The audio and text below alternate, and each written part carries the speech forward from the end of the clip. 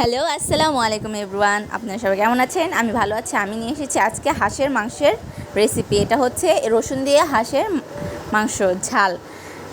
সেই জন্য দেখতে হলে পুরো ভিডিওটা দেখুন। আমি প্রথমে পেঁয়াজটা বাদামি রঙে ভেজে নিলাম। দেন এখন রসুন, জিরে, আদা, গরম মশলা বাটা ইত্যাদি যা লাগে সব বাটা মশলাগুলো দিয়ে ভালোভাবে মিক্স করে মশলাটা কষিয়ে নিব।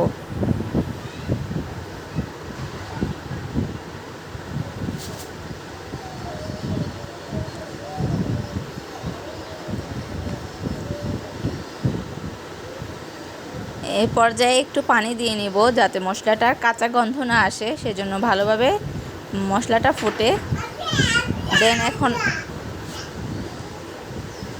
গুঁড়ো মশলাগুলো যা আছে তা দিয়ে নেব, যথাযথ মরিচের গুঁড়ো, হলুদের গুঁড়ো, ধনিয়ার গুঁড়ো অ্যান্ড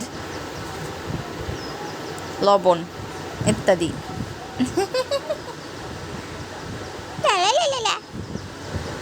ওকে, দেন মিক্স করে একটু ওভাবেই তেল বের হওয়া পর্যন্ত কষিয়ে নেব। দেন এখন একটু পানি দেব যাতে এই মশলাটাও ভালোভাবে কষে আসে। মশলাটা যত কষানো যাবে ততটা টেস্ট হবে তরকারি।